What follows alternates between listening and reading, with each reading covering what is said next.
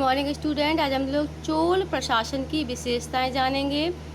First है, चोलों की प्रशासनिक व्यवस्था में राजा की सर्वोत्तम शक्ति होती थी।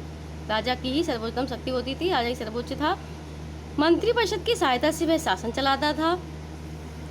प्रशासनिक सुविधा के लिए संपूर्ण साम्राज्य में विभक्त था। प्रशासनिक सुविधा के लिए संपूर्ण पूरा साम्राज्य जो था वो विभक्त था, बटा हुआ था। ये प्रांत से है बलनाडुओं यानी जिनको जिले कहते हैं में बटे हुए थे।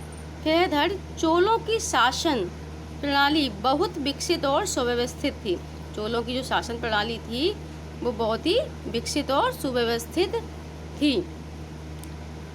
समस्त साम्राज्य को राष्ट्रम, पूरे साम्राज्य को राष्ट्रम कहा जाता था। प्रांतों को मंडलम, प्रांतों को क्या है मंडलम कहते थे।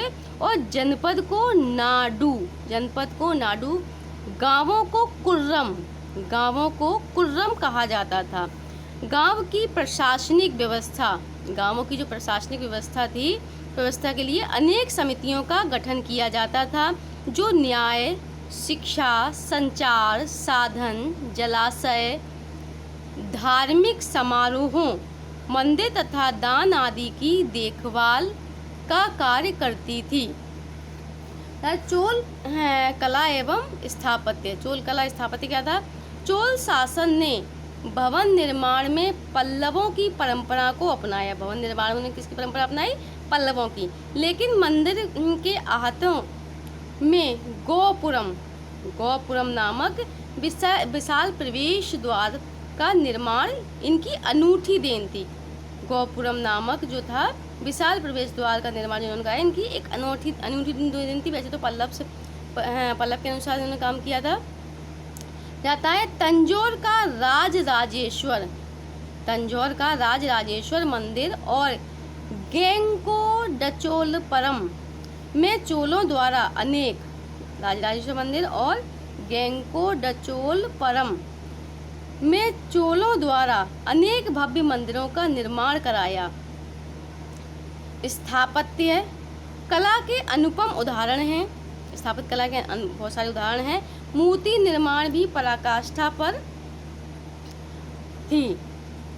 पत्थर व कांसे की अधिक मूर्तियां जो थी वो पत्थर कांसे की अधिक थी। नटराज की विभिन्न आकृतियां विश्वविख्यात हैं। विभिन्न आकृतियों की नटराज की मूर्तियां भी पाई गई हैं। चोल राजाओं ने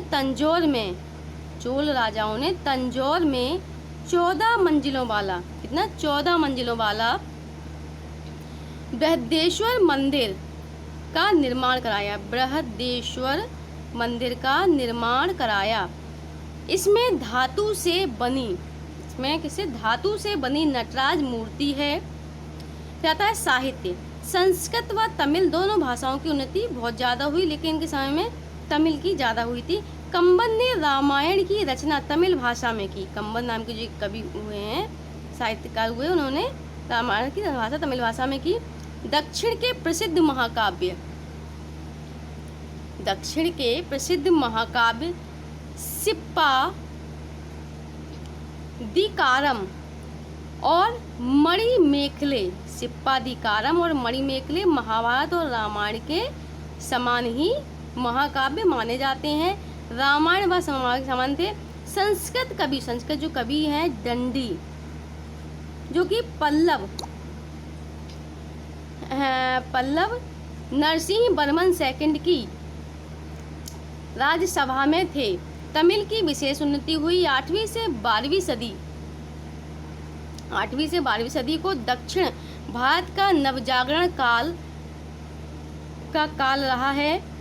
ये इतिहास में किसका नवजागरण काल है? बाद सामाजिक सांस्कृतिक उत्कर्ष का काल कहा जाता है। Thank you.